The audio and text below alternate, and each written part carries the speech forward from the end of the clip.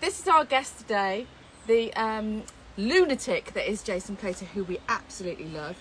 And I've rolled out the slightly larger jug. Look at that! How you doing? Gorgeous. Are you? Look at you being all like with technology and stuff. How are you? I'm all right. How are you? I'm very well, thank you. Oh, it looks nice where you are. Let's have a look at you. Yeah, very good. Now I'm in the garden. I can't see you all the time. I have to look down at my phone. So don't think I'm bored if I'm looking down. I'm not. I'm used to that, babes. I got this out for everybody, just because you know this is a proper chat show now with thousands of people watching, and I thought I'd plug your book for you just one more time. Good girl. Hey, how did it go anyway? It's gone really well, actually. Paperback's out now. Yeah, it's gone really well. It's sold really great, actually. It's still going, still going strong. You have to pay extra for that. Is there some double entendre in there? Oh, well, I would be disappointed if there wasn't. Just sort of saying to everybody that we've our paths have crossed over the years, because we've essentially worked quite a lot with the same production company, North One, haven't we? And I've been on Fifth Gear a few times, and we did a couple of features together that were quite long days, but mainly because we were just arsing around. Yeah, can you do that again, please, you two? No, can you stop messing around? Can you just do it sensibly? Was the tone of most days.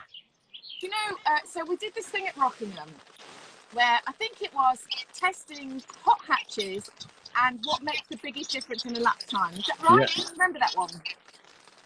Yeah, that was it. Yeah, and you know, my job was to get you FAS, fast hours, and we did. We got you going well. Yeah, can I just say, can you hear that noise? Not the bells, rustling. The rustling. Is that the Mistral that's blowing? It's the Geordie Mistral. It's come all the way from Newcastle to upset things. Right, now it's pouring with rain, and it was good now. We've got cosy. Like everybody now, all 8,000 people of us, we're in a tent camping with the rain, and you know how we all like that feeling. You're in a tent with me and Jason Plato. Good luck. So back to the hot lap. So we were doing these. So Jason was teaching me, and the things were, I think we had some different sticky tires, something else, and whether it's actual teacher training that makes it faster, which obviously it was. Yeah, I mean, do you know what you can? I mean, I've done a lot of instructing over the years. Not so much over the last 20 odd years, but prior to that, did lots at Silverstone and Brands Hatch and all these places. And you know what? You can teach someone to be not far off the pace. It's the last little bit you can't teach, and that's what comes from within. And some people have it and some people don't, but actually you can get, with the right level of instruction and the right level of focus and concentration, hard work and all those sorts of things, you can get very, very close. And I'm probably talking, say, on a 1.5 minute lap, say, you can probably get someone within maybe a second or two of someone that's really very good. Yeah, you can, because it's you know, it's a set of instructions. It's, you know, there's a technique and you can learn that, and there's a feel and you can learn the feel. But what you can't teach really is in the moment racecraft, or in the moment changing your style to you know, the tires going away or the circuit changing. That is a feel thing. Yeah. But yeah, you can be taught to be very, very good. And I'm going through this process now. I'm learning again because I've just started this simulator thing, this esports sim. Yeah. And I'm crap. Honestly. I just can't feel the car. I can feel it in the quick corners, but I can't feel it because you know, it's a simulator. I can't feel it in the slow corners, and I can't feel the car at the end of the braking area into the slow corners on the brakes. I just haven't got that feel yet, and it's taken a while because there's so many things you can change on the sim, all the feeling of the steering wheel, on the brakes, all that stuff. And I'm not on the pace, and I'm not alone. And it's the older generation who are just rubbish, and these young kids. I mean, I call it the rig of frustration, because I've been up above my garage, effing and blinding at this thing. You're obviously taking it quite seriously, this challenge, though. Oh, well, do you know what? I'll race anyone, even someone to try and get in the doors at the shops. If there's a race on, I'll have it. And of course, you want to do the best you can, because they're all deeply competitive. You know what that's like. I do. I'm just going to do a quick check, Jason. Is it raining quite there? Loud here. Can everybody still hear me? Yeah. Is it raining there? It's absolutely hoofing it down. Like torrential. I was just thinking, should we go inside? But if you can hear us, it's fine. I can hear you, yeah. I can hear you. You can? Yeah. It's fine. Jason can hear, so in a minute I'm going to be like this. You are. Talking of old people doing things. I prefer it when you're closer anyway. I can see you properly. So, I wanted to say, just to finish that story about Rockingham, Jason Plato taught me to drive fast. You did. You're the one that taught me to stamp on the brakes and to get out of the corners and yeah. do it as if I'm on a bike. But you taught me that. And I had to go back to Rockingham a year or so later and do a job for, I think it was for Sony, their 360 gear phone. Film 360. So they set all the cameras up on the phone and everything, and they said, right, go and do a lap. And of course, they knew the circuit very well because we'd spent all day there with you shouting at me like, ah! No, you're very calm. And I went out and did a lap, and obviously remembered everything you said. Came in, and they went to me, a little bit ashen-faced, and went, could you go out and just go a bit slower? And I was like, good girl. Well done. I thought you would like that. So listen, how has your lockdown been, and how are you? How are you all? Because I know you're a loving dad, family man. In all honesty, I'm quite enjoying it. If I'm really truthful, I'm always at a million miles an hour, and I can't be now. And I've probably gone a bit too far the other way. Actually, that I'm not answering the phone. Can't be bothered. I'm too busy doing stuff. I'm in the garden. I'm tidying the garages up. I'm doing everything, and I'm rather enjoying it. If I'm really honest, I think it's healthier. I'm a bit more chilled out. My wife Sophie likes me now more than she did. Good. Everybody's kind of getting on better, actually, because we're all just a bit more thoughtful of each other, and less on the hamster wheel, running around chasing the next thing. And do you think that you'll take that forward now? I hope so. I really do. I hope so. It's definitely healthier. I feel much more chilled out. I'm not as I wouldn't say I'm waspy, but I if I'm stressed, I can be a bit waspy in that, I wouldn't say I've got a short temper, but quickly. Do you know what?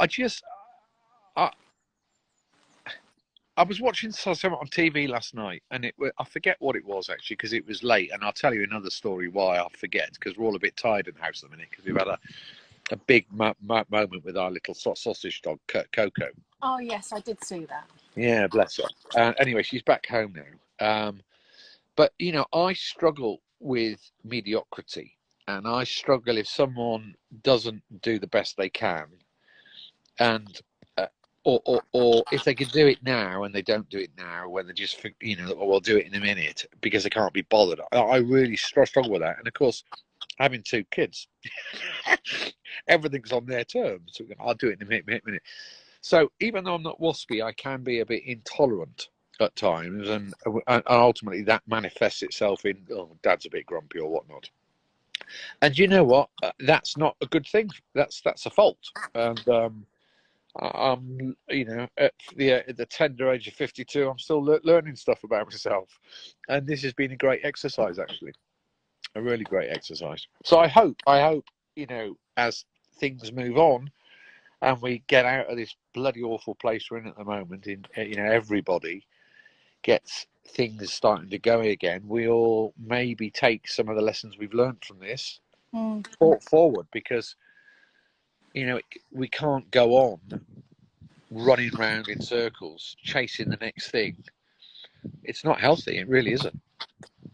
No, it's not. Look at that, me being philosophical and all soft. And you're being very Plato here. I mean, well, yes, yeah. I've got the greatest surname. Obviously related. I've always thought that. Yeah, mind you, he did come up with a thing called platonic love, and I think that's a load of old tosh. Do you think boys and girls can't just be friends? Oh, I think they can be friends, but I do honestly think there's always going to be, at some point moving forward, there's going to be an element of fanciness or lust or whatever, if they're attracted to each other. I think. But what if you're not attracted to them in that way? Of course, you can be friends. Of course, yes. I mean, I'm being facetious, and I've now backed myself into a little bit of a corner. Right, now then, I read your book when you sent it me, but I didn't finish it, to be truthful. So Did you not? Why not? Because I was running around doing too many things like we Exactly. There we go. So one good thing is I've finished the book now, and I want to go through some of the stories in it. Go on then. Well, it's difficult to know where to start, really. But do you know what? Can I just say before you get started, the whole process of writing the book was really very interesting and quite cathartic, and it allowed me to remember lots of people along the way, which it's not that you choose to forget them, but every race team I go to, there's another 30 people to get to know, and the 30 people that I've just left behind, they're now the enemy. And of course, no one really speaks. It's not a social gathering at the races, so you do end up over the years forgetting people. So this whole process, I'm like, oh God, yeah, this bloke, that person, this girl, and and I've touched base with quite a lot of people from previous life, moving forward, and that's but one of the difficult things was which stories hit the book, and I basically did a brain dump, and we then started to edit it, and had we put in every story, it would have been.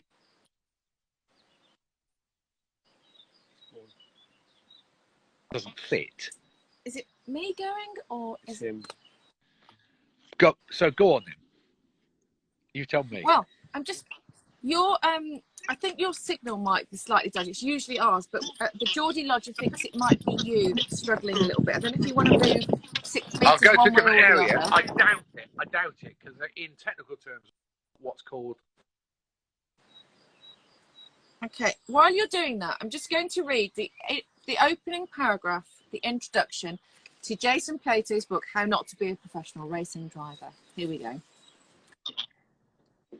How's that?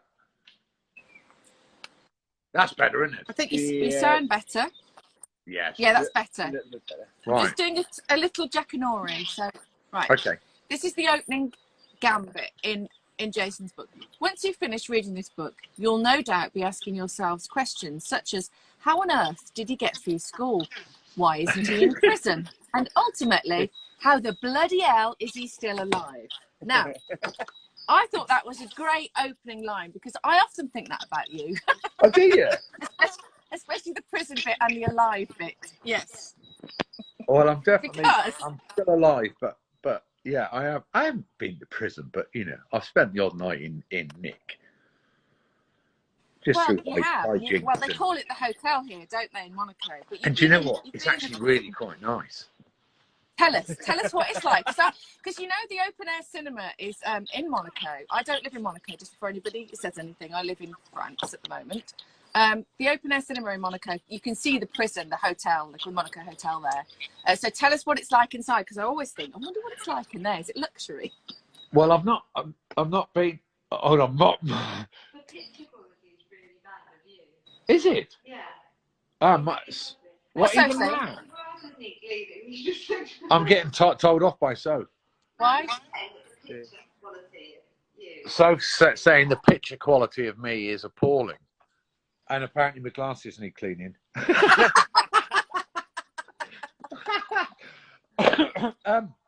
Well, do you know what? I never went to the prison because that's up on the hill, isn't it? Yes. Yeah. No, I went to the police station, which has got cells in it. Oh, right. And that's quite pleasant, actually. You get a croissant and a cup of coffee in the morning, unbelievably so. And you know, I was just thrown in there for just messing around, having too many sherbets, and of course, which people are unaware of, and I wasn't aware of. It's actually illegal to be drunk in Monaco, even though they turn a blind eye to it. But every now and then, during quiet times, they'll write, "We'll have you." and it was when they were remodernising the pit buildings, and you know how safe and secure it is down there. Well, you know, there was a JCB and the key was still in. I thought, I've got to have a go on that. I've never driven one of those before. And I just started it up and just started to move it. And then obviously I was collared. And I got my coffee in the morning and my croissant. And I was all ready to go. And they said, no, you've got to blow in this bag. And I'm like, oh, no, I wasn't on the public road. I wasn't driving. He went, no, it's not about that. Obviously in the French accent. He said, no, you can't leave here until you blow zero. I was there till 2 in the afternoon. But in saying that, you do get a bill. You get a bill on departure, which is your breakfast, your free night, and also your jambon et fromage sandwich at lunchtime. And I think it was about 140 euros, I think. Well, it's a good job you didn't download any movies, isn't it? Yeah. Yeah. So, you know what? I've always had this mantra, which is if you're going to get wet, you may as well go swimming. And, you know, that's been my mantra for life in that, you know, God, let's have some fun. If you're going to have fun, let's have proper fun. Don't hold back. And that's obviously got me into trouble every now and then. Yeah. Every now and then. And then I mean, let's just go back. Can we just go back to the start, really? Because I love the Team Plato, and then we'll end with new Team Plato, if you like, because I love original Team Plato and your karting days and the way you describe the family support that you had from your mom and your dad to having the car in the dining room. Who has a cart in their dining room? You know, I mean, it's just brilliant, isn't it? What happened to you? Yeah, it was, and it was our thing, and it kind of what started. It started because my dad was was a motor dealer, so you know we were always around cars, and you know I can always remember being excited by cars and had pictures of them up on my bedroom wall, and Gilles Villeneuve was, you know, my earliest proper hero. And it all started where my old man took in a racing car as a bit of a bad debt. Someone owed him a few quid, couldn't pay it. He went, well, I like what you've got there. I'll have that if you want to get rid of it. We'll call it quits.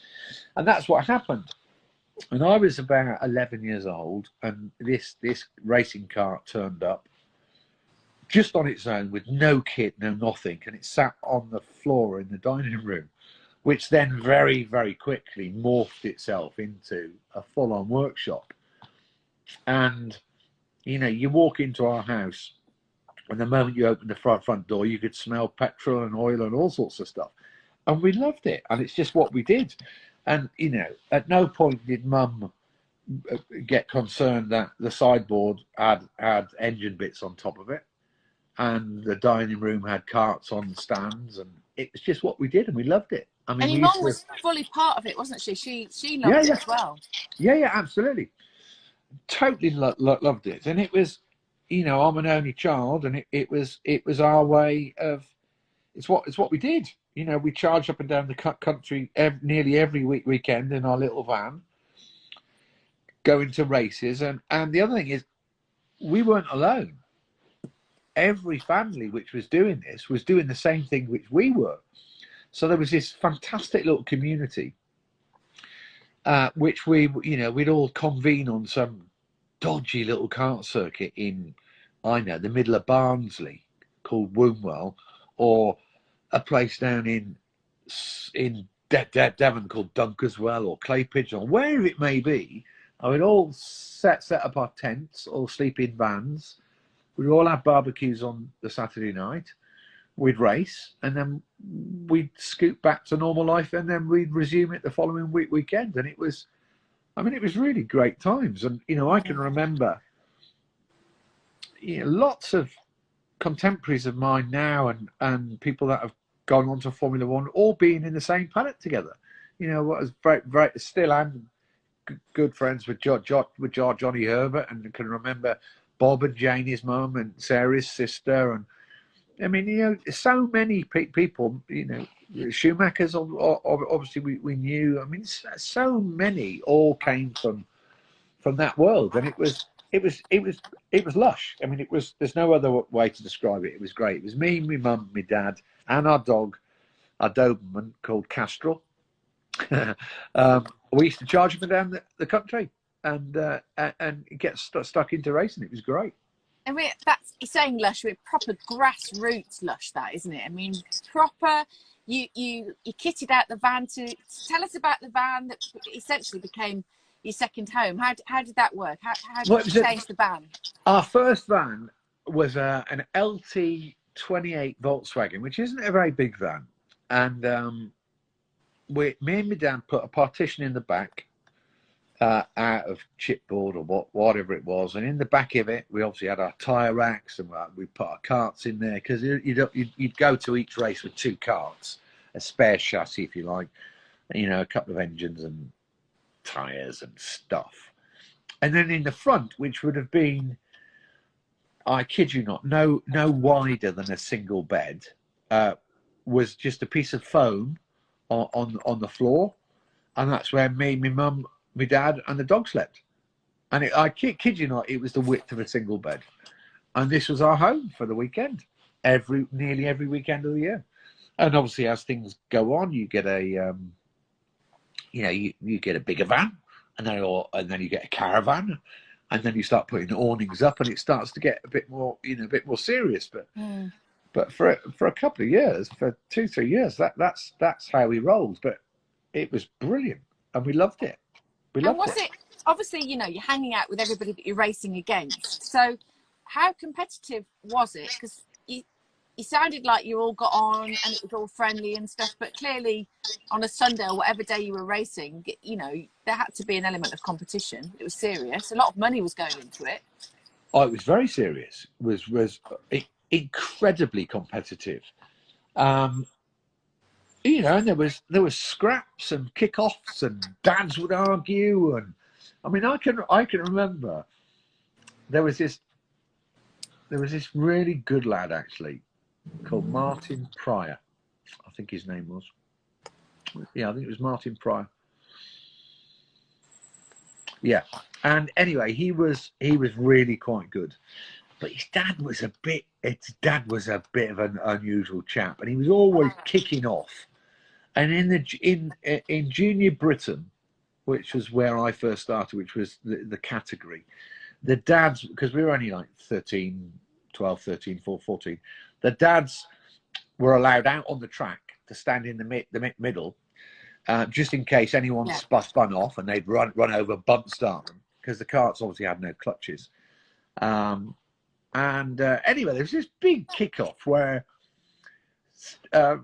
Martin's dad had lamped one of the officials.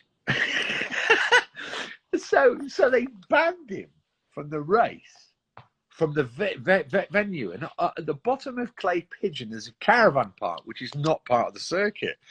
And then a bit later on, Martin's old man is on a step ladder looking over the fence from the caravan park, because he wasn't allowed in the circuit. And there was, I can remember Johnny Herbert falling out with his dad, and his cart was in the awning, and we were next door, or opposite, I think we were. And there was this huge ruck between dad and son. So obviously everyone's looking. Johnny picked up a spanner and threw it at his dad. His dad ducked and it went through the side of their caravan. So whilst it was friendly, it was quite tense and very serious. And, you know, what I guess once the racing started, everybody got into their own little zones and bubbles. And there was, you know, the conversation, the friendship ceased. But, you know, qualifying day on the Saturday, parents would get together in the evenings, and then, you know, the kids would gravitate and, you know, kind of to get together and maybe have a game of football or something like that. But as soon as the racing began, then you know the switch was flicked and it got serious again. But it was epic. It was really great. I think you put his finger underneath the mic. Jace, have you got your finger under the mic or something? Ah, sorry. There you are. No, that's okay. I was just thinking it's understandable actually in the close proximity that you were all living in these vans and things like that, isn't it? That occasionally you lose your temper. And then I was thinking, I bet that sort of happened in lockdown. I bet there's been a few spanners thrown during lockdown as well. But karting. Oh, hang on. Steve Parrish has been on and he says, "Hello, you two. JP looks like he's kissed a badger's bum." Well, do you know what? Christmas is around the corner, so I'm just getting ready for that. Feels like it, doesn't it? So going back to the karting days, obviously a hugely successful time to you to discover that you had this love for racing, this natural feel for racing as well, and it really took you places. And I guess at that point you started to think, hang on a minute, I want to be a Formula One driver, or was that from the beginning? When did that kind of kick in? Yeah, I mean, yes, that was from the very beginning. Even before I started karting, that was the dream. And you know, and now I look back, even though I honestly believe I had the ability to do it, what I now realise, and I'm fine with it, is I don't think I had the temperament I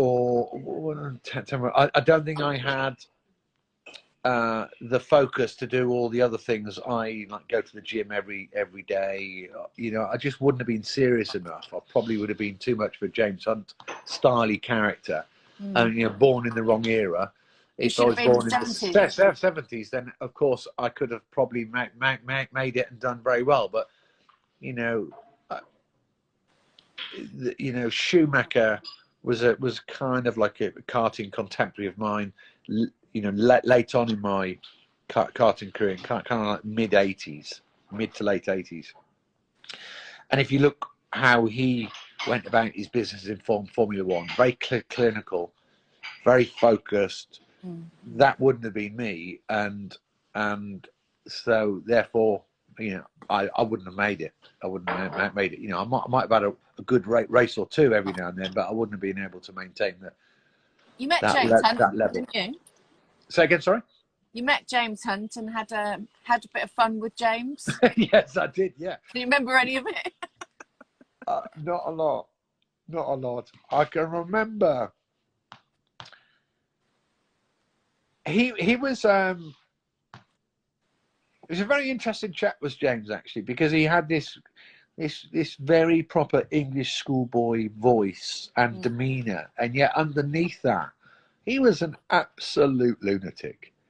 You know, a bon vivant of the highest order, and he was great. He was, you know, I only had a weekend in his company, and most of it I don't remember because I was kind of quite happy to be led astray.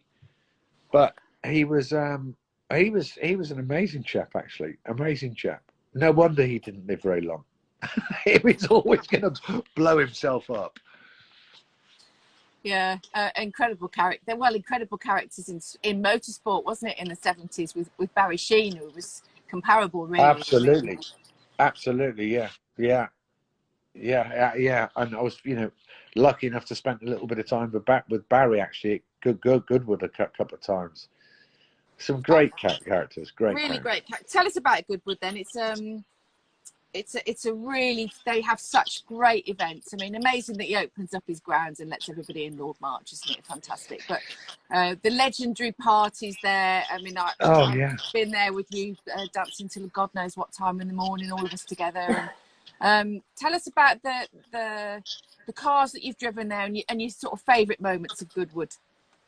Well, do you know what? If I'm truly honest, as a driver, I'm not a big fan of the festival of speed because you tend to drive, you know, your race cars, if you like, and then they put you in a group, and you're basically in a group of people that you spend most weekends knocking lumps off each other. Okay.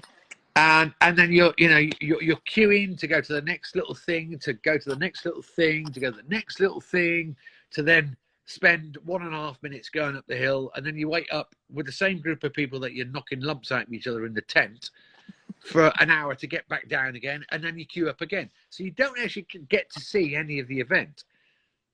So from a driver's perspective, I don't like it. However, I've turned down a few times opportunities to drive cars and gone, do you know what, I don't want to. And then I've been as a spectator and loved it because there's lots to see and do.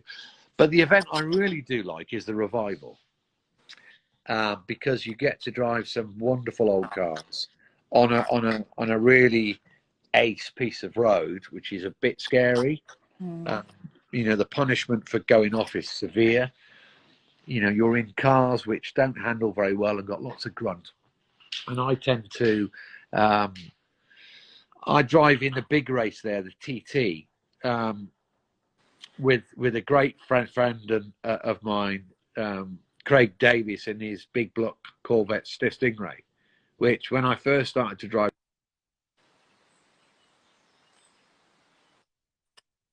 ever driven in my life, and over the years, you know, Craig's tinkered with it, and he's got it really quite nice to drive now. You're dropping out a tiny bit. I don't know why. Just getting like the Geordie Lodger to have Oh, hold on. Look, who's come to say hello? Come to say hello, Ziz. It's Suzi off the telly.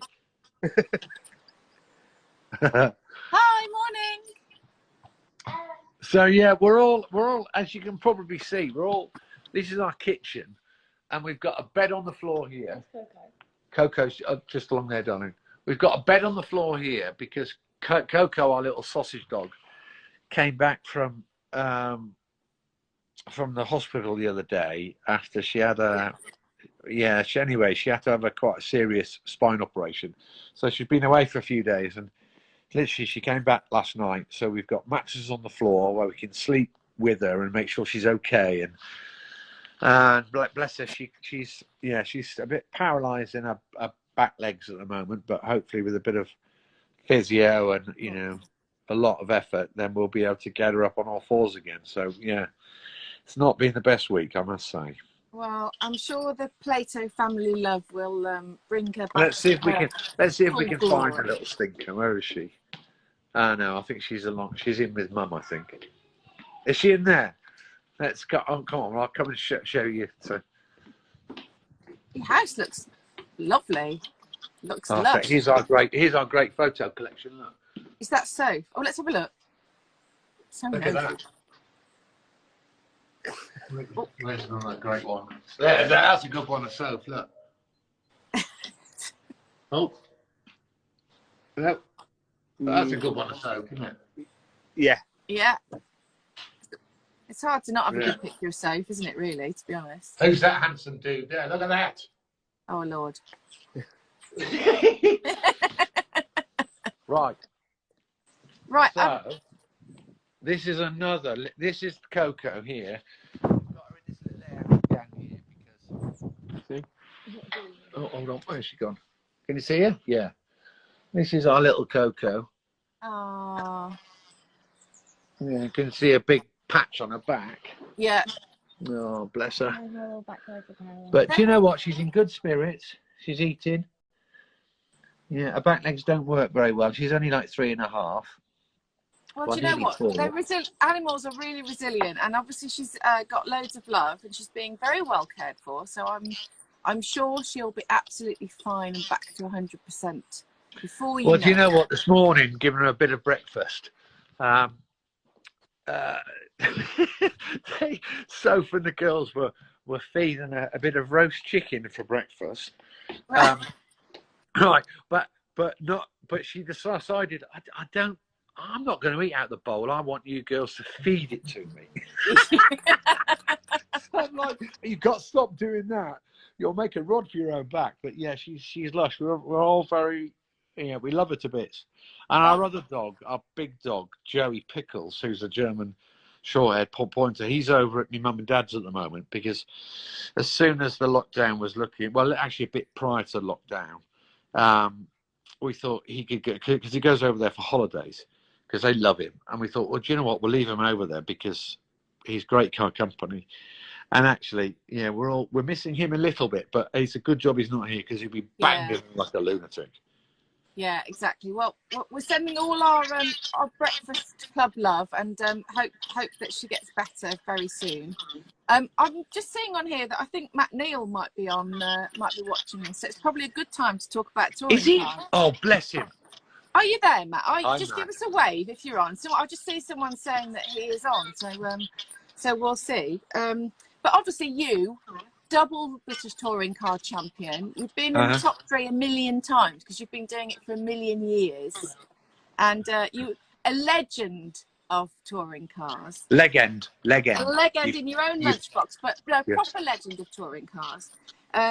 What a competition it is. I mean, it's been through sort of loads of changes over the years, I suppose, and varying different degrees of success, and trying to keep it going in the hard times. But for you, it must have been a lifeline, really, because I know there's been years where you've, not been involved and been involved in different ways. But when you look, I know you're not out of it completely, but just with this time that you've had, when you look back at your career in touring cars, what do you think? It's a good question, that, Suze. I mean, in the round, obviously, I'm pretty pleased with it all, because it's gone tremendously well. I've won 97 races, which is nearly 40 more than anybody else. Yep. Like you said, I've been in the top 3, I don't know how many times. But probably the story behind that is, for most years since I started, I've been competitive, and I've been in with a shout to win the thing, going into finals meetings. And I think that's that's probably, out of the records that there are, probably the most important one to me, because it means that every year, bang, we've been in the mix. And but of course, you look back and you think, what would I have done different? And I know there are at least another 4 or 5 championships I should have had. That was my next question. Should you have won more than you have? Without a doubt. And some were lost through just bad luck. Things going wrong with cars, but actually a lot were lost through the way I am, and that is, I don't settle for second. I don't play the percentages. If there's a win on, and I'm going to have a go, and sometimes I would have done myself proud by going, what, third's okay today, but that's not the way I am. And I race to win. Like I said, getting to the front, beating the kids down at the front door. If there's a race on, I'm having it. And that's without doubt cost me wins. Or championship wins, I would say. How does that go down with your sponsors and so on then? Because there's obviously sort of 2 ways of looking at this, isn't there, in terms of being a sponsor? Well, do you know what? I don't think anybody remembers. Finger on phone. I don't remember. I don't think anyone remembers who comes second. Yeah. And but they remember a championship though. So I mean, well, you know what? I'm not sure they do. Actually. Okay. I'm really not sure. I mean, it's possible to win a championship by running around in 6th position every single race. Well, you're not going to be on TV. You're not going to excite people, and you're not going to, you're not going to be the man. You're not going to capture their imagination by potting around in 6th place just to collect points and win.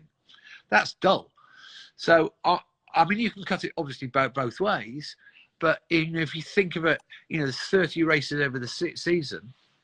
if you're fighting to win all of them, you're on the TV and you're capturing the public's imagination rather than just toddling round mid-order. So that one race in October, you get to pick the trophy up, and then you're not on TV again until the following year, and you've got number one on your car.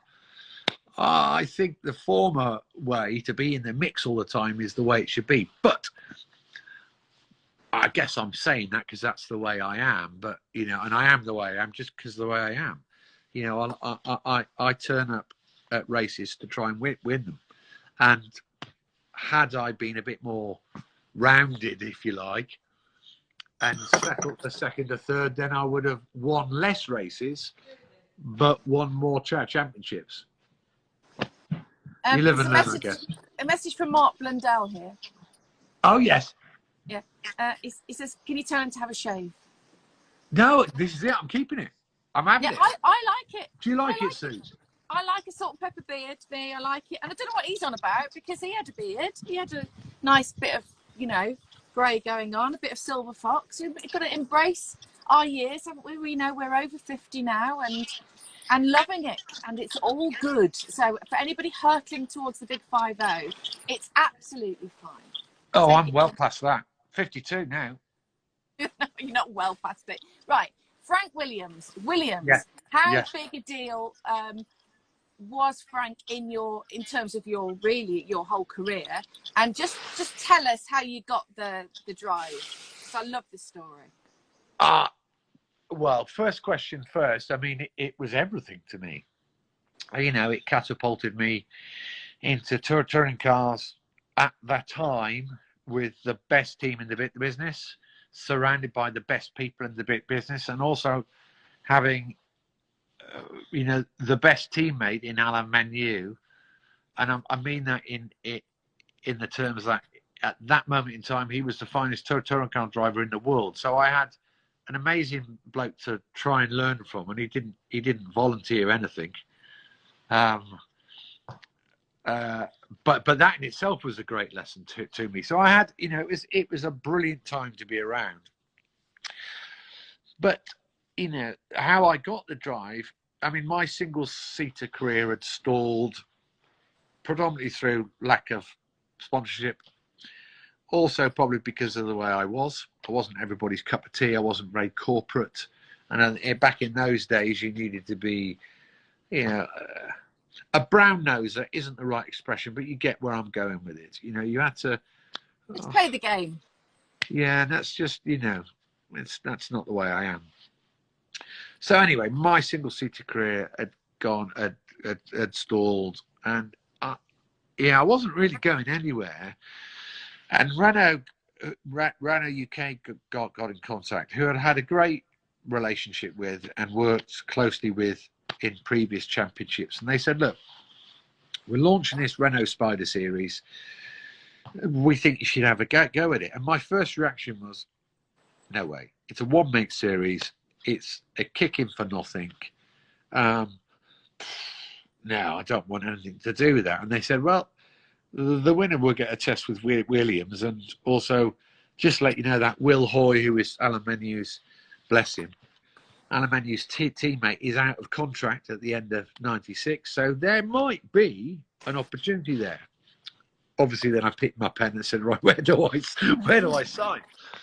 So I did the Renault Spider series and won nearly every race, and used it as an opportunity to play the game and try and meet everybody from Williams in the paddock that year. And I was, you know, I worked really hard and went upstairs and commentated, and it just was flat out. Did the test at Silverstone in the Williams Renault, did a great job, was quick, went for the interview with Frank, that was amazing. Walked away from there thinking, oh, I've maybe got a chance of this. Only, you know, a week later to get a letter from Frank, which I've still got, saying, look, Jace, you did a great job in the test. Really great to meet you. There is no drive. And the reason for that was we're looking for someone that's got some profile. and it's going to be probably an XF1 driver or a Formula One test driver. You know, sleep easy. Actually, in reality, there's nothing you could have done to get that seat. So it's not like you've let yourself down. Well, that whole thing didn't sit very well with me. I thought, that doesn't sit right. So, you know, I moped around for a bit and tried to look at some other things, and then nothing was working. And I just woke up about two weeks afterwards, absolutely raging. I thought, I'm not having this. I'm going to go and see Frank. I'm going to bang on his door and tell him he's making a wrong choice and I'm his man. So I've still got my suit upstairs, actually. I put my, it's a green suit. What? It's like olive. It's an olive green suit. It's very nice, actually. Okay. And I've picked up my nice trendy briefcase with nothing in it. Nice little soft Italian briefcase. And off I shot. And because I'd been there a couple of weeks before, I'd obviously got to know the security guards on the main gate. Got past them. I was in my knackered Ford Sierra in 90-day white with noisy tappets. that often wouldn't start. Anyway, parked up, marched off into reception. Oh, hello, Jason. Well, reception ladies, because I've been speaking to them 2 weeks before, got to know them. Oh, I'm here to see Frank. Is he expecting you? No. Okay, have a seat. Nicola will be down in a minute, who's his scary PA. Still to this day, I mean, I don't know what Nicola's doing, but she properly frightened me. And you couldn't just turn up and see Frank, though. It wasn't. You couldn't just pop in. It wasn't an open house, was it? No, absolutely not. I mean, you know, I'd done well to get in reception without an appointment to get past security. Yeah. So anyway, I'm sat there in reception, and after about 5 or 10 minutes, I'm thinking, do you know what? This might be on this. And then Nicola walked downstairs and basically walked over to me and said, "Look, what are you doing? I said, "Well, I'm here to see Frank." "Well, you can't." "What? No, you don't understand. I've got to. Just need 5 minutes." And we argued, and I was going nowhere. And then she either did this on purpose or it slipped out. I probably think on purpose, actually, because she was as bright as a button. Yeah. And she said, "Look, you're wasting your time. He's not even in until lunchtime today. He'll be in at midday. You'll have to go and make a phone appointment." So that gave me an option to realise that actually I could now concede. I could go back to the bunker, leave, make my apologies, because she gave me a way out. She gave me a reason to back away. Anyway, I did. I shot out. I jumped in my car. I then drove it as if I was leaving the estate, you know, the car park, only to then do a U-turn around a tree and go and park in another part of the car park so I could look at main security gates and wait for Frank. And this was now about 9:15 in the morning. I sat there until it was about midday, sat there and smoked myself to oblivion. Thinking, what am I doing? But I was committed. I wasn't leaving.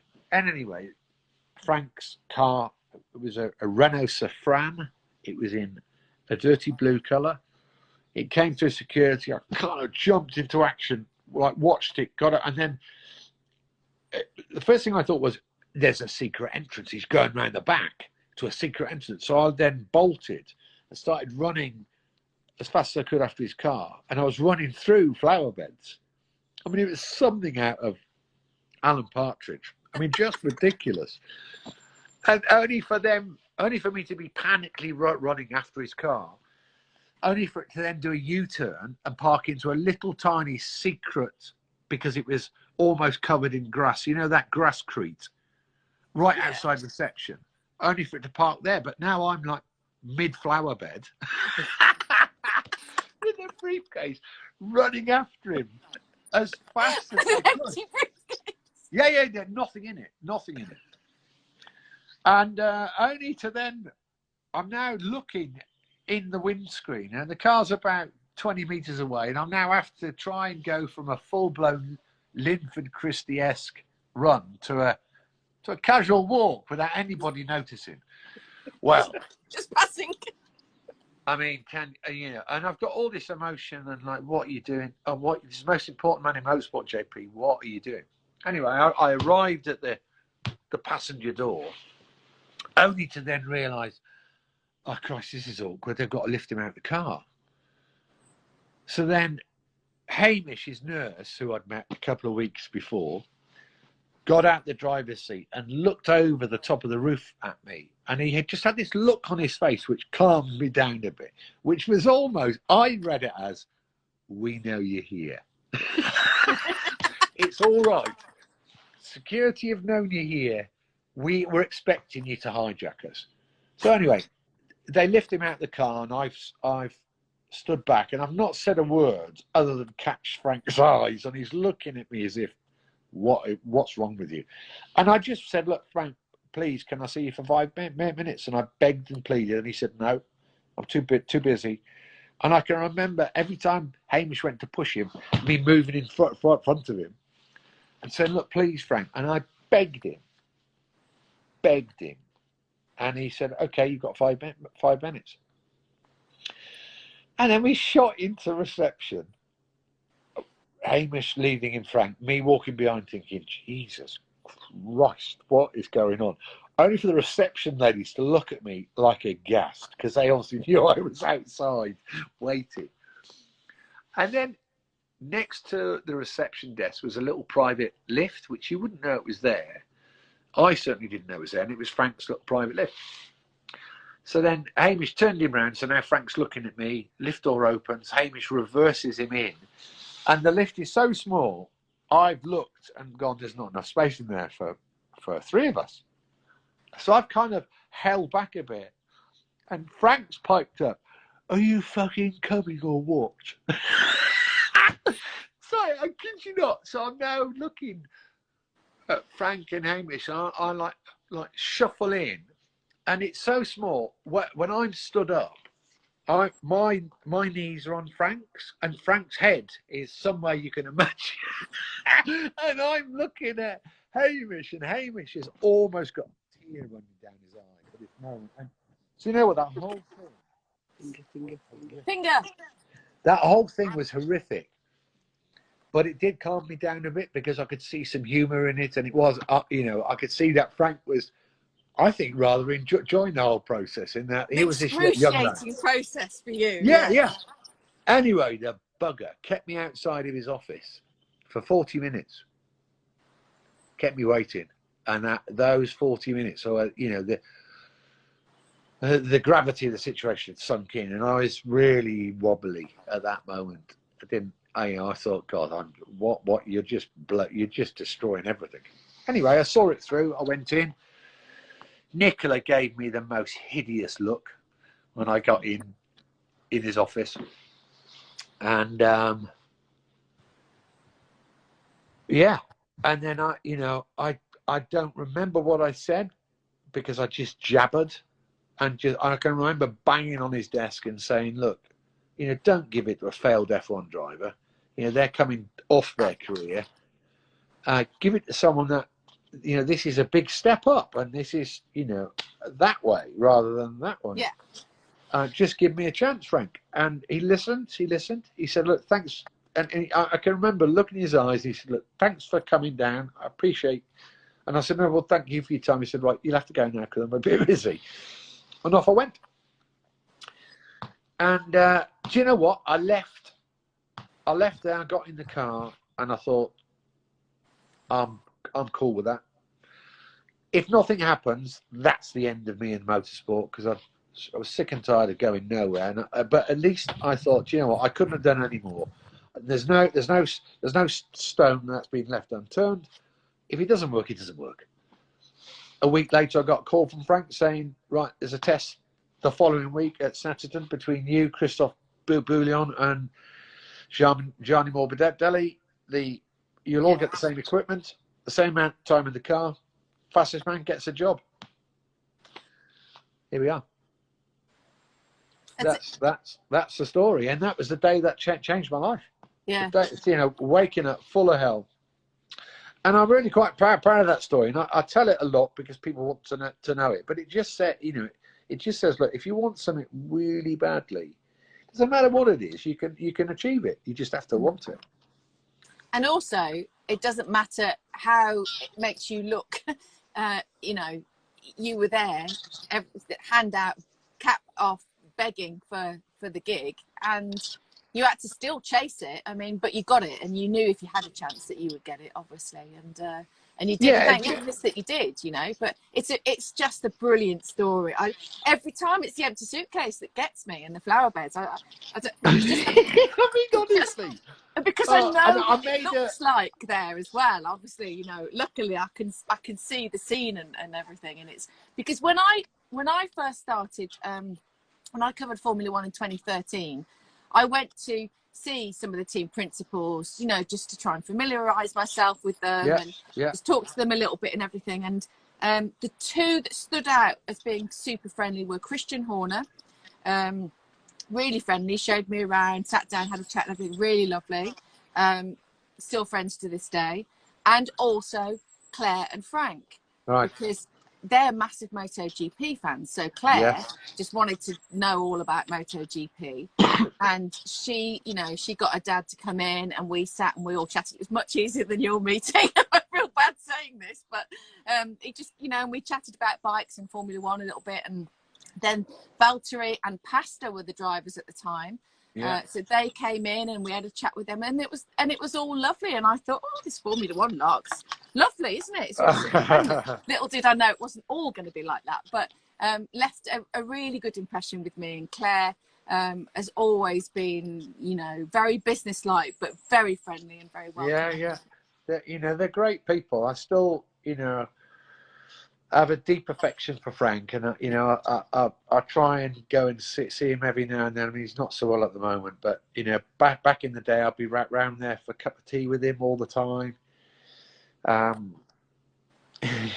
You know, in the early days, Frank would always, you know, 97, 98, I'd be in there having a cup of tea in his office, and he'd say, Jason, that new girlfriend of yours, what's her name?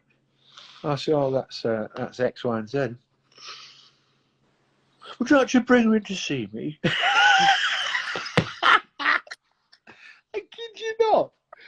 kid you not. And I can remember taking a girlfriend in there one day. Who, you know, she's literally like, "What are you doing this for?" "Well, it's the boss, and he wants to meet you and say hello." And I get in the office. Hi, Frank. This is you know, lovely to meet you, Jason. You wouldn't like? Would you go make us a cup of tea? Just get rid of me, right? Get rid of me, and then I'd come back, and Frank was there. I'd be sniggering outside, thinking, "Oh, you know, this is hilarious." I'd come back in, and Frank's reading poetry. I mean, can you catch your breath? Oh yeah, he was lovely. You know, he was very good to me, Frank. He gave me my chance, and and do you know what? I know, you know, I'm still very good friends with Patrick Head, who I speak to, you know, quite a bit. We see a fair bit of each other. You know, I've had some, you know, kind of some inside intel from Patrick over the years, and you know, that resonated with Frank as much as it resonated with me. Me door stopping him, because that never happened to him before, and yeah, you know, we got a special relationship there actually. But I'm deeply indebted to him and Patrick for, you know, for giving me my break. We all need a Frank and indeed a Patrick, don't we, in our lives to, you know, give us a helping hand, even if you have to batten down the door and fight for it. And yeah, they're both obviously incredible brains, incredible men. I'm realising, like, it's already after 10, and I haven't asked you any questions that anybody sent in, because you've just been larking around as usual. Oh, and I know the Geordie Lodger wants to ask you a question about Newcastle, I think, don't you? Well, yeah, you spent some time in Newcastle, didn't you? Yeah. Yeah, I did. I went to school at King's School in Tynemouth. All right. All my time there. I lived in Walkerville. I used to get a good. used to get a good kick in off the Benfield lads most mornings when I'd walk to the train station to get on the metro in my short trousers with me maroon cap on, me satchel. Get a good larruping off them lads. Yeah. I mean, you know, I've still got lots of pals up there, and I could go. You know, there's a pub up there which it wasn't kind of the local pub, but it was a big pub called the Corner House. You'll probably know it. Yes, yes. And I'll tell you what, I could go in the Corner House if it was open next Friday night. I could walk in there, having not been in there for 5-10 years, probably longer. Walk up the bar, and within a minute, someone will go, "Oh, how are you, Connie? I've not seen you in years, mate." You know what I mean? It's a friendly Geordie welcome. Yeah, absolutely. And yeah, I loved the Northeast actually. I loved it. And amusingly, I didn't enjoy the accent when I was there, probably because I wanted to come down south and get involved in the motor racing thing, and it wasn't cool back then. But actually, I love listening to it now. I think it's a great accent. Yeah, I don't have a choice at the moment, but I'm sure retrospectively I'll love it. No, I'm just kidding. But he's a big fan of Cheryl. I don't know what her surname is now. Tweedy Cole / oh yeah, Baker Grove. Yeah, The he's a big fan. Baker Grove. Well, Antoinette, but also he loves Cheryl Tweedy, who I think you've met, haven't you? Yes, I have. Girls Aloud. Yes, I have. Yes. Do you know what? Out of all of them, she wasn't very nice, actually. They all turned up to do a fifth gear shoot. Yeah. And the premise of this shoot was, who is the fastest member of Girls Aloud? And you know, we were at Silverstone. We had a couple of Porsches to let them drive and drive around. And, you know, I was their instructor. And she just didn't want to take part. I mean, she just sat in their crew van all day, didn't want to go out in the car, didn't want to sign any autographs for kids. She was just not a nice person, actually. And I don't know whether or not she was having an off day. I don't know whether she was having an off day, but she just wasn't good fun. And the others were, actually. Sarah Harding was mental. She was great fun.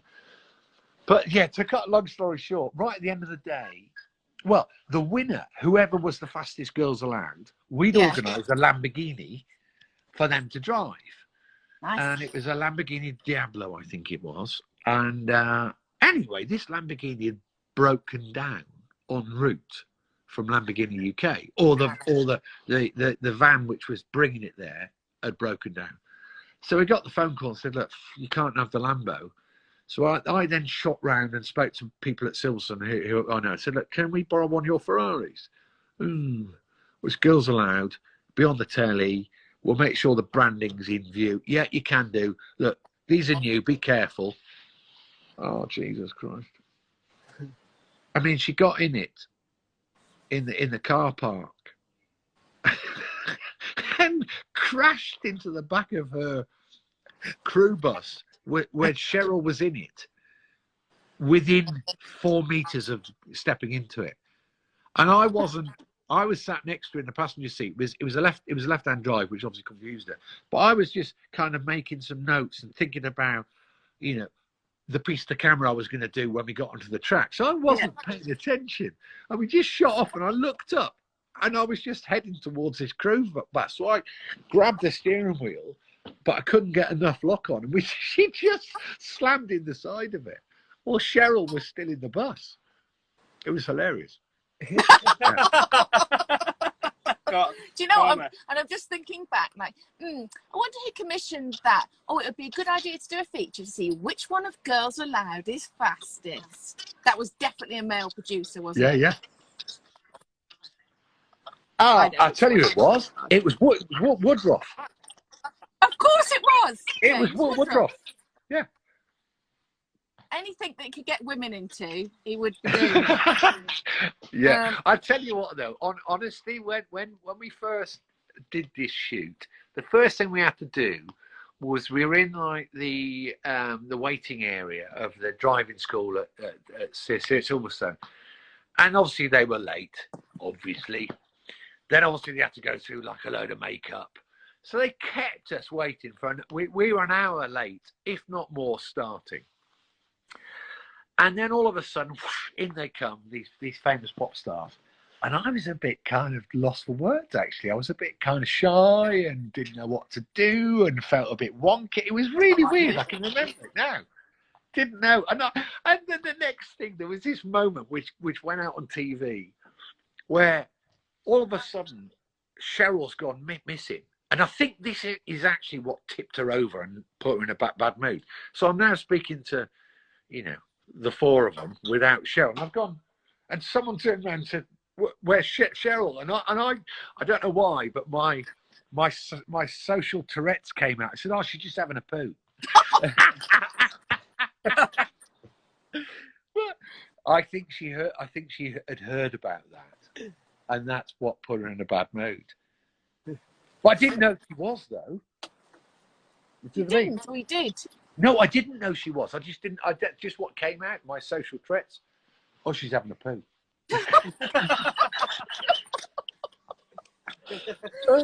Oh dear. By the way, everybody is still listening. If you're still listening at Breakfast Club, I know we're way over the hour, but we're just gonna bang through some of these questions because it's remiss if I don't do them. It's not fair on you, and I've asked you. Right.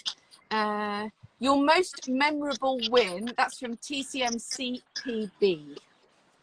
Name. Oh, do you know I've got 97 to look through just in touring cars alone. How will I ever find that out? Do you know what? The first win was obviously very memorable, which is at Snetterton in '97. Yeah. And it was the fight between me and Alan Menu. But probably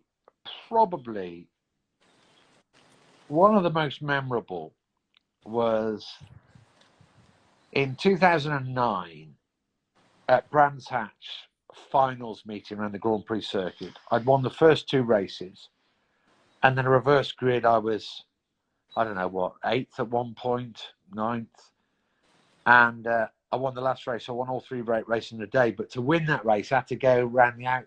I was coming up to Paddock Hill. I was in third place. I went around the outside of Fabrizio Giovanardi and Colin Turkington, around the outside at Paddock to claim the lead. And I can still remember now hearing the crowd. And I just, you know, it kind of, the road opened, I looked and went, okay, I'm having it. And it just came off. And it was it just came off. And I'll never forget, that was a great day, that was a great day. Well, missed out on the Chad Championship by 2 points, I think. Oh, another one of those years. Carl Whitehouse would like to know the favourite driver that you've raced against. I guess one that's pushed you the most. Oh, do you know what? There's a few actually, a few greats. You know, Menu obviously, Fabrizio Giovanardi, Tarquini, Thompson, Rickard Rydell. Oh, yeah. Matt, you know, Shedden. I mean, lots of really, really ace drivers, which on their day, you know, Kelvin Burt back in the day, arguably one of the most phenomenal natural talents I've ever seen in a car. So many Schumacher in karting. So many mega blokes who, and I must say with Michael, you know, he didn't have these days that often in karting, but occasionally he did have them. We may as well have gone home. He just had something else. He was just a tenth or two. Forget it. He was really quite sensational. Really amazing. So yeah. That was the European Championship, was it? This was a member round of the World Championship karting. Right. Yeah, he was phenomenal. Yeah. And also a bloody really lovely guy, really fun. Yeah. Fruitcake, absolute fruitcake. And you know, because you've been around, you know, F1 when people are relaxed. I didn't know what he was like and could never imagine him being like this until I was in that moment where we were at a party and he just went off. I mean, he was bloke was mental. Good fun. Great fun at the Race of Champions. I remember being there and being with DC and having some drinks, and he was there, and he was just really fantastic. Was he ripping clothes off people? You what? Sorry. Was he ripping clothes off people? Don't say. Because he snuck up behind me at a bar at Race of Champions and just ripped off the back of my jeans, back of my trouser leg, and we ended up fighting on the floor. I turned around like, "What are we doing?" So I jumped on him, and then I ripped off his shirt sleeve, and then literally we stood it watching. He's giggling. I'm like, "This is great. This is fun." Well, quite homoerotic, that, isn't it? Oh, it was just hilarious. I mean, hilarious. Still surreal to this day to think about it. And then the funny thing was, this was on the Friday night party, and then Soph's arrived late Friday night, and I looked like it looks like I'm a cowboy with chaps on, because only the front half of my jeans are on. I've literally got like a denim G-string because both back of my legs are off. And Soph's looked at me and gone, "What the hell's happened to you?" I said, "Oh, this is great. Look, watch." And then, I mean, just hilarious. Yeah, bless him. God bless him. And she still married you after that. Yeah, bless her. Right, we'll do two more. The best, right. Kunstenar wants to know the best part of living in Monaco. The best part of? Yeah, what was the best bit about living in Monaco? Do you know what? In really honesty, I didn't really enjoy it that much. No, I know you didn't. I had a great time for maybe 8 months a year, something like that, because I was just partying all the time. But obviously, it's great not paying any tax, if I'm really honest, and that's why people go there. And let's not beat around the bush. That's quite attractive for a little bit of time. But you know what? It's a very strange place and quite lonely, because obviously it's transient. Not many people are there all the time. In all honesty, the one thing which I didn't want to have is I didn't want it to be beautiful every day. The weather. I was missing seasons, because to me, beautiful weather is holidays. Not every day. Isn't that weird? No, well, it's not, because I love a season, and obviously when we're doing 20 races, we miss, and we go away on long course. I kind of miss the whole of autumn, which I hate that. I love my job and I love it, but I do miss the autumn and I miss the spring. Those are my two favourite seasons. So to be here now and see spring has been absolutely.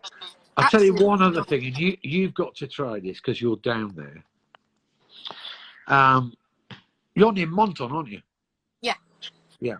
There's a great little pizzeria in Monton, or there used to be. And I used to go and get a really lovely wood-fired pizza Ren, right? And I'd pitch up and I'd have a really cold bottle of red Lambrusco, which is the fizzy, cheap red pop wine. Yeah. And I'd sit there on the beach with my pizza and a bottle of red Lambrusco. And that, as a combo, it doesn't get, honestly, any better. The Geordie Lodger is already going. He's already on the way out. He's grabbing his coat. Honestly, it's a thing of beauty. It's a thing of beauty. What restaurant was it? He can't remember the name of the restaurant. A pizza place. Pizza restaurant. Oh, thanks. He loves a pizza. I love pizza. He loves it. Every day he goes, "Are we having pizza?" I'm like, "No, we're not having it today." Right, last question. 3-car garage, money, no object. Rob, 2102 would like to know. What was the question again? 3-car garage, money, no object. What would you put in your garage? And actually throw a bike in there for me, please, as well, for the bikers watching. Okay. Well, it'd have to be a Ducati, obviously. Okay.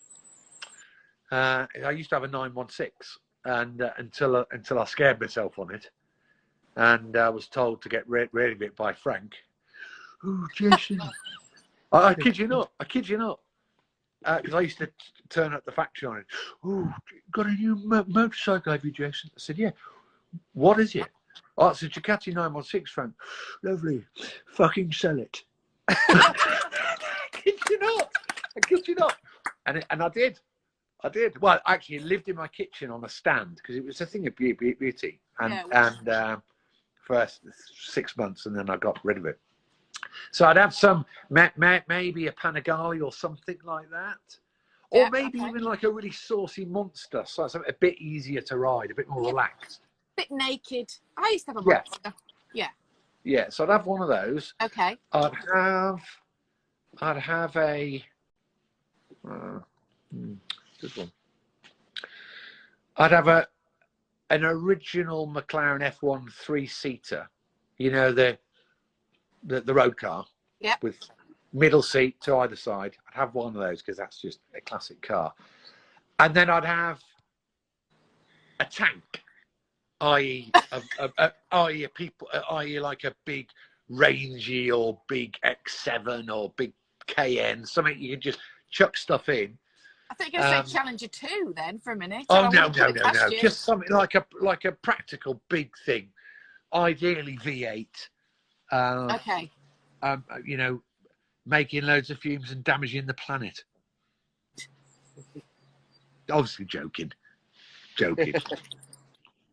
Or, weirdly enough, I've always been quite anti, because I didn't really understand it, electric cars. And you know what? I'm really hankering after a Tesla at the moment. I want a Tesla X. I went in one the other day, and I couldn't believe how quick it was. It was mental. Yeah. And also, when you put the indicators on, you can program it to fart. Did you know that? No. I didn't know that. You can program it. So if you put the indicators on, and you can tell it which side of the car you want it to fart. So the left rear and the right rear, when you indicate, it can fart to keep the kids amused. How great is that? Are you being serious? No, honestly, I'm serious. It's got a fart mode where it plays farts through the speakers. Oh, I kid you not. Do you know what? All electric cars should have that, and then people would fall in love with them a little bit more easily. Yeah. That's a great fact. I love that fact. Hang on. Oh. So I've got a question for you. So after today, after now. Yes. So what time is it now? It's 11:30 where you are, isn't it? It's 5 o'clock in the afternoon. Yes. What are you going to be doing? What's on your plan for the next hour? After here. Well, after here, there's a Hornet. After here, this is what I normally do. So my mum rings as soon as the Breakfast Club. If you could see what I could see, the Geordie Lodge is being hunted by the Hornet, and he's just behaving like a girl. It's quite funny. I'll get told to explain that. I mean, like a cool girl. Not a cool girl. That's something very different. Anyway, my mum rings as soon as I put the phone down from you, and she'll go like, "I thought that was really good," or "Isn't he lovely?" or "Oh, I wasn't sure about this," and she gives her executive producer mode opinion on the Breakfast Club, which is always great fun.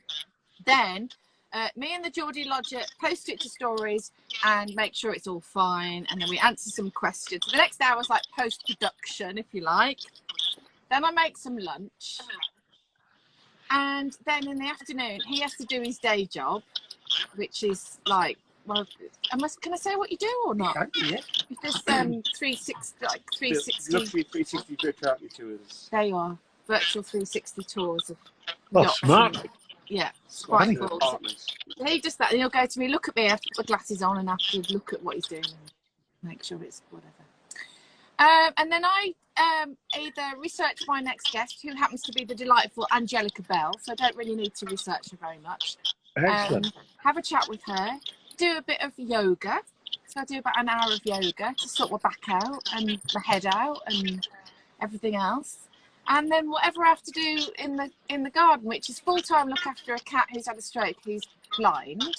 So he's, you know, but it's all right. He's good. He's coping with it. And just general stuff. So there'll probably be a donkey appear in the garden. I might do a bit of gardening and some nice things to make me happy. Oh, good. Good. Yeah, that's Wednesdays. And then obviously as it gets towards the end of the week, there's more pre-recorded interviews to do, usually for what we do on BT Sport on Sunday, so proper job stuff. You know, the sort of the meetings online for different bits and bobs and what have you, and just wondering, you know, how long I'm going to have a job for, potentially, that kind of thing. Yeah, well, I think we've all got those concerns, haven't we? A little bit, but anyway, you know, we've got this going, and also what I've been trying to do is upload these lovely chats onto YouTube, and because of the bandwidth here and everything, it's been a nightmare. So I'm going to be working more on trying to get stuff up and tell people where they can re-watch this interview, because loads of people go, I miss Jason, and it only sits on this platform, you see, for 24 hours, and it's not easy to find. So you have to go onto my homepage and click on the icon, and then you can re-watch the whole interview, the whole 4-hour chat. So I'm going to try and upload it to YouTube. Is that all right with you? I should ask you first. Well, you can fire it wherever you like, darling. Oh, thank you very much. We should do something together, shouldn't we? Well, do you know what? I'm about to do a podcast, actually. Are you now?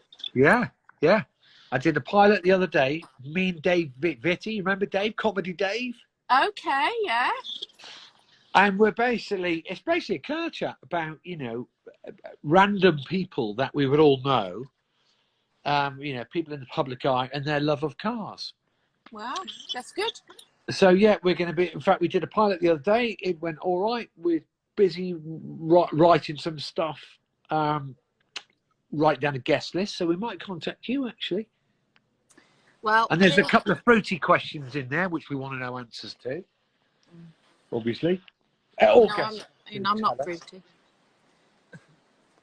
First car they had some action in, where it was, how old were you, all that sort of stuff. Oh, yes, I have actually got a few of those stories. Who hasn't, eh? If we're all honest.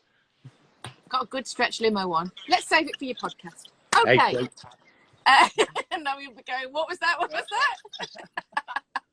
Hey, it's been wonderful speaking to you. What, Geordie Dodger? Pardon? No, we've been round his house. We can't go in his... He wants to go in your man cave. It's not. I don't have a man cave. He hasn't got a man cave.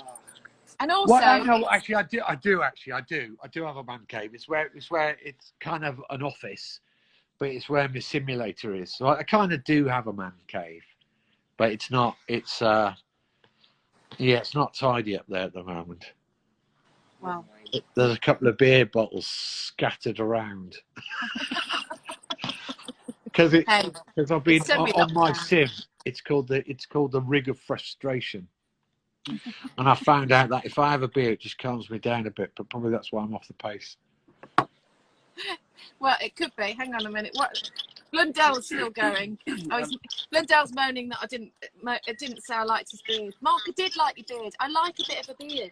Started a war though. What? Yes, this gets in. Keep it. Mark, see you didn't comment on mine.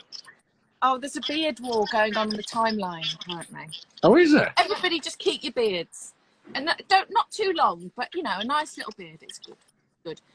I'm going to let you go because, you know, you have to have an exit strategy on these things. Otherwise, we'll still be talking at 6 o'clock tonight, and we'll be getting the Lambrusco out and having cold pizza, which would be great. Well, you must do it. My exit strategy is I need a poo. Well, that's fine, and it's a good one, and we'll let you go on that note. See, my delightful wife here has nicked one of my fitness pieces of apparel. Yeah. She's nicked my Adidas top. Really? Fitness. Definitely. Yeah, the reason I wear it is it's got, you know, it's got like a big pocket here in your tummy bit. You know, your pouch, it's like a pouch, yeah. And if I'm outside doing any like handiwork, I can put tools and fags in there. So that's why I like it. What's Soph got in there? Are you all right? Hold on. A toothbrush. Susie's so nice. Hi, Susie. Are you well? Are you? I'm going to ask you from your side. Lockdown. He said he's been a much nicer person. Do you back that up? He has actually. Apart from when he goes into his sim at sort of 10 o'clock at night and then doesn't come into the house until what, 4, 5 o'clock the next morning? That's the worst one, yeah. Yeah. Probably watching Dave Station. Look at that. It's the vision there of family perfection. Just don't look at the state of the house. Listen, your house looks absolutely beautiful. I love your house. I've not been in your house, but I want to come now and have dinner with you guys. So, you're more than welcome. More than welcome. Thank you. Invite me. Well, when all of this ends, we will. Loads of love to you both, to all the family, and let's hope your little dog gets better very soon. Let us know, won't you? And yeah, it's been a joy. And thank you for inviting us into your house. We appreciate it very much. And good luck when things get going again. Bye, Tanya. See you later. Take care. Bye-bye. Bye, sir. Bye, Jace. We'll let you go. Bye.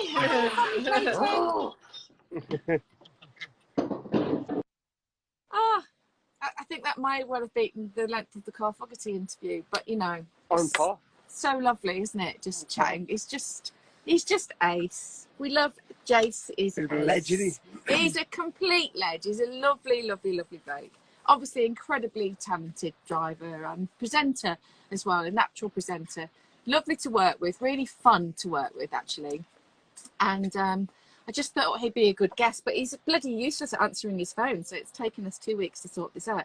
Anyway, we did, and I hope you think it was worthwhile. Tomorrow, I'm speaking to the delightful Angelica Bell, who is also a mega talent, hilarious, done some incredible challenges in her life, and she's cooking a cake this afternoon, and tomorrow she's going to tell us exactly how she did it. But guys, and anybody that doesn't cook very much, not all guys, obviously, some guys, a bit of a generalisation there, but men like the Georgie Lodger that don't cook, it's 5 ingredients in a bowl, in the oven, boom, chocolate cake, called Suzi. Bring it on. The cake's called Suzi. Bring it on. She's found a French cake called Suzi. Yeah.